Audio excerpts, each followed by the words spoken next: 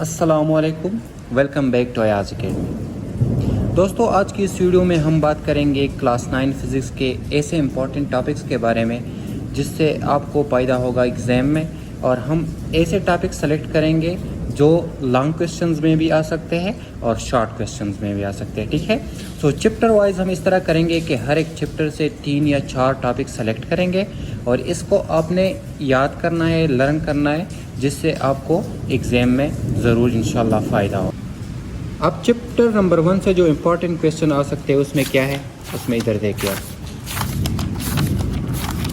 सबसे पहले जो इम्पोर्टेंट क्वेश्चन आ सकता है शॉर्ट, वो इस तरह आ सकता है, name SI base quantities and their units. ठीक है, नेम शॉर्ट क्वेश्चन इस तरह आ सकता है, नेम एसआई, ये बहुत इंपॉर्टेंट है, name SI base quantities and their units. और लॉन्ग किस तरह आ सकता है, what is a SI and ये वाला। ठीक है, इस तरह जो और शॉर्ट क्वेश्चन आ सकता है वो इस तरह आ सकता है, distinguish between base and derivative physical quantities, ये वाला सिर्फ। ठीक है, distinguish between base and derivative physical quantities. जो एक और इम्पॉर्टेंट क्वेश्चन आ सकता है वो इस तरह आ सकता है, नेम एनी 4 डेरिवेटिव क्वांटिटीज़, ठीक है, and write them is there base unit. या इस तरह भी आ सकता है, name any 4 derivative units and 4 base units. ठीक है, इस तरह का भी क्वेश्चन आ सकता है। एक और जो इम्पोर्टेंट क्वेश्चन आ सकता है वो इस तरह आ सकता है कि आपने फ़र्क बताना होगा मास एंड वेट में। ठीक है, इस तरह फर्स्ट जो चैप्टर है इससे एक और इम्पोर्टेंट क्वेश्चन इस तरह आ सकता है कि आपने ये बताना है कि ज़ीरो एरर क्या है एंड ज़ीरो करेक्शन क्या है, किसके लिए, वर्नियर कैलिपर के लिए। चलते हैं दूसरे चैप्टर की तरफ। दूसरे चैप्टर में जो सबसे इम्पोर्टेंट क्वेश्चन आ सकते हैं वो क्या, किससे आ सकते हैं, वो आ सकते हैं जो 3 इक्वेशन ऑफ मोशन है उससे। ठीक है, किसी एक इक्वेशन ऑफ मोशन को आप वो क्वेश्चन में देगा, शॉर्ट में या लॉन्ग में भी दे सकता है। आपने क्या करना है, इसको डिराइव क्या करना है। ठीक है, जिस तरह फर्स्ट इक्वेशन ऑफ मोशन है v f is equal to v i plus a t. ठीक है, तो इस तरह आपको एक इक्वेशन ऑफ मोशन बताएगा और आपने क्या करना है, डिराइव करना है। दूसरा जो इस चैप्टर से, सेकंड चैप्टर से इंपॉर्टेंट क्वेश्चन आ सकता है, लॉन्ग भी आ सकता है, शॉर्ट, वो क्या है, वो ये है कि आपने डिफ़ाइन करना है किसको, लेट्स सपोज स्पीड को, वेलोसिटी को, एक्सेलरेशन को। ठीक है, इस तरह का टॉपिक आ सकता है, वेक्टर, स्केलर को। ठीक है, तो दूसरा ये हो गया। तीसरा जो इम्पोर्टेंट क्वेश्चन आ सकता है एग्ज़ाम में वो किस तरह आ सकता है कि आपने मोशन को डिफ़ाइन करना होगा। ठीक है, और इसकी टाइप्स को। सो तीसरा इस तरह का क्वेश्चन आ सकता है। चलते हैं थर्ड नंबर चैप्टर की तरफ। तो थर्ड नंबर चैप्टर में जो सबसे इम्पॉर्टेंट क्वेश्चन आ सकते हैं एग्ज़ाम में वो है न्यूटन 3 लॉ से। ठीक है, आपको बताएंगे कि यार एक लॉ को आपने डिफ़ाइन करना है, let's suppose first law define करें, सेकंड लॉ डिफ़ाइन करें या थर्ड लॉ को डिफ़ाइन करें। ये लॉन्ग में भी आ सकता है, शॉर्ट में भी आ सकता है। दूसरा जो इम्पोर्टेंट टॉपिक है थर्ड नंबर चैप्टर में वो क्या हो सकता है, फोर्स हो सकता है। मतलब क्या है कि आपने फोर्स को डिफ़ाइन करना है, तो फोर्स के साथ आपने क्या करना है, उसका मैथमेटिकल फॉर्म लिखना है और इसके यूनिट लिखना है। इस तरह जो एक और इम्पॉर्टेंट क्वेश्चन आ सकता है थर्ड नंबर चैप्टर से वो किस तरह आ सकता है, वो इस तरह आ सकता है कि आपने फ्रैक्शन को डिफ़ाइन करना होगा। ठीक है, कि फ्रैक्शन क्या है तो इसको डिफ़ाइन करें और फ्रैक्शन की टाइप्स को डिफ़ाइन करें, या फ्रैक्शन को हम किस तरह रिड्यूस कर सकते हैं, तो इससे भी आपको क्वेश्चन आ सकते हैं। इस तरह फ्रैक्शन के एडवांटेज और डिसएडवांटेज से भी आपको क्वेश्चन आ सकता है। इस तरह इसमें जो एक और इम्पॉर्टेंट क्वेश्चन है जो शॉर्ट आ सकता है वो क्या आ सकता है, इनर्शिया, कि आपने इनर्शिया को डिफ़ाइन करना है। तो ये थर्ड चैप्टर से इम्पॉर्टेंट क्वेश्चंस हो गए जो लॉन्ग भी आ सकते हैं और शॉर्ट भी आ सकते हैं। ठीक है, नेक्स्ट चलते हैं फोर्थ नंबर चैप्टर। अब फोर्थ नंबर चैप्टर से जो इम्पोर्टेंट टॉपिक या क्वेश्चन आ सकते हैं वो किस तरह आ सकते हैं कि आपने टार्क को डिफ़ाइन करना है या मोमेंट ऑफ फोर्स को डिफ़ाइन करें। ठीक है, तो सिंपल आपने क्या करना है, डिफिनीशन लिखना है, मैथमेटिकल फॉर्म लिखना है और यूनिट लिखना है। ठीक है, इस तरह आपको ये भी सेकंड जो इम्पोर्टेंट क्वेश्चन आ सकता है एग्जाम में फोर्थ नंबर चैप्टर से वो क्या हो सकता है कि इक्विलिब्रियम को डिफ़ाइन करें, टाइप्स ऑफ इक्विलिब्रियम डिफ़ाइन करें या कंडीशन ऑफ इक्विलिब्रियम डिफ़ाइन करें। तो ये लॉन्ग में भी आ सकते हैं और शॉर्ट में भी आ सकते हैं। ठीक है, नेक्स्ट जो है फिफ्थ नंबर चैप्टर से। फिफ्थ नंबर चैप्टर में जो सबसे पहले इम्पॉर्टेंट क्वेश्चन जो आ सकते हैं एग्जाम में वो क्या आ सकता है, लॉ ऑफ यूनिवर्सल ग्रेविटेशन। ठीक है, कि आपने क्या करना है, आपने स्टेटमेंट लिखना है लॉ ऑफ यूनिवर्सल ग्रेविटेशन की और इसकी मैथमेटिकल फॉर्म डिराइव करना है। तो ये शॉर्ट में भी आ सकता है और लॉन्ग में भी आ सकता है, ठीक है।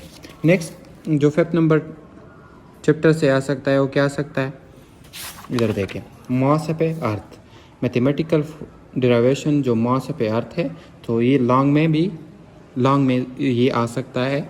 जो 2 पार्ट्स होते हैं लॉन्ग की, उसमें एक पार्ट में ये आ सकता है। इस तरह चलते हैं 6 नंबर चैप्टर की तरफ। 6 नंबर चैप्टर में जो इम्पोर्टेंट क्वेश्चन आ सकते हैं वो इस तरह आ सकते हैं कि आपने डिफ़ाइन करना है वर्क को। सो सैम्पल आप वर्क को डिफ़ाइन करें, उसके मैथमेटिकल फॉर्म लिख के, ठीक है, सिंबल लिख के और यूनिट लिख के। वर्क, एनर्जी, इस तरह एनर्जी को डिफ़ाइन करें, types of energy, kinetic energy, potential energy. So आपने एनर्जी को डिफ़ाइन करना है। काइनेटिक एनर्जी अगर आपको आए शॉर्ट क्वेश्चन में, तो आपने सिंपल क्या करना है, उसका डिफिनीशन लिखना है और उसको मैथमेटिकली डिराइव करना है, ठीक है। इस तरह जो पोटेंशियल एनर्जी है, तो आपने सिंपल उसकी डिफिनीशन लिखना है और इसको डिराइव करना है। इस तरह जो और इम्पॉर्टेंट टॉपिक क्वेश्चन आ सकते हैं चैप्टर नंबर 6 से, वो क्या है, वो है एफिशिएंसी, ठीक है। एफिशिएंसी क्या है, तो आपने सिंपल डिफिनीशन लिखना है। इस तरह जो नेक्स्ट इम्पॉर्टेंट टॉपिक क्वेश्चन आ सकता है चैप्टर नंबर 6 से, वो क्या है, वो है पावर। पावर को डिफाइन करें और उसकी मैथमेटिकल फॉर्म को आपने लिखना होगा।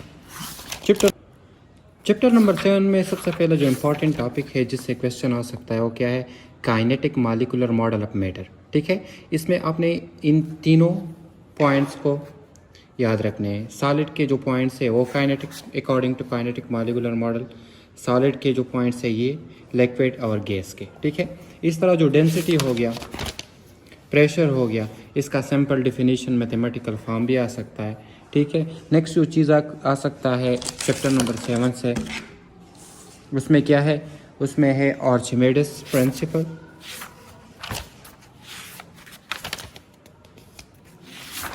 ये वाला आर्चिमेडिस प्रिंसिपल आ सकता है, ठीक है। और हुक्स लॉ आ सकता है, इलास्टिसिटी एंड हुक्स लॉ, ठीक है। इससे भी शॉर्ट क्वेश्चन या लॉन्ग क्वेश्चन आ सकता है। हुक्स लॉ किस तरह आएगा, उसके आपने स्टेटमेंट लिखना है जिसका, और मैथमेटिकल फॉर्म आपने हुक्स लॉ का लिखना है। इस तरह स्ट्रेस और स्ट्रेन भी आ सकता है। इसमें आपने क्या करना होता है, अक्सर इस तरह आता है शॉर्ट क्वेश्चन में कि आप डिफरेंशिएट करें स्ट्रेस और स्ट्रेन को, मतलब दोनों में फ़र्क क्या है। यंग मॉडुलस जो है ये भी आपने याद रखना है, ये आसान है, ठीक है, इतना मुश्किल नहीं है। सो ये हो गए चैप्टर नंबर 7 से इम्पॉर्टेंट टॉपिक्स। अब चलते हैं चैप्टर नंबर 8 की तरफ। तो चैप्टर नंबर 8 में सबसे पहला जो इम्पॉर्टेंट टॉपिक है वो क्या है, टेम्परेचर का डिफिनीशन, हीट का डिफिनीशन हो गया, ठीक है। इस तरह नेक्स्ट जो इम्पॉर्टेंट टॉपिक है वो क्या है, वो है ये वाला थर्मल एक्सपेंशन, ठीक है। थर्मल एक्सपेंशन आप इसको लर्न करें, इससे भी शॉर्ट क्वेश्चन या लॉन्ग क्वेश्चन आ सकता है दोनों। नेक्स्ट इसमें जो इम्पोर्टेंट टॉपिक है वो है ये वाला heat capacity and specific heat capacity, ये दोनों, ठीक है। Heat capacity and specific heat capacity. चलते हैं चैप्टर नंबर 9 की तरफ। चैप्टर नंबर 9 में जो इम्पोर्टेंट टॉपिक है जिससे क्वेश्चन आ सकते हैं वो क्या है, वो है transfer of heat. Chapter number 9 का टाइटल क्या है, ट्रांसफ़र ऑफ हीट। इसमें क्या आ सकता है, conduction of heat, convection of heat और रेडिएशन ऑफ हीट। इन तीनों टॉपिक्स को आपने याद रखने हैं, इससे इम्पॉर्टेंट टॉपिक इससे इम्पॉर्टेंट क्वेश्चन आ सकते हैं। सो ये हो गए क्लास 9 के फिज़िक्स के इम्पॉर्टेंट टॉपिक्स जिससे लॉन्ग क्वेश्चन और शॉर्ट क्वेश्चन आ सकते हैं, ठीक है।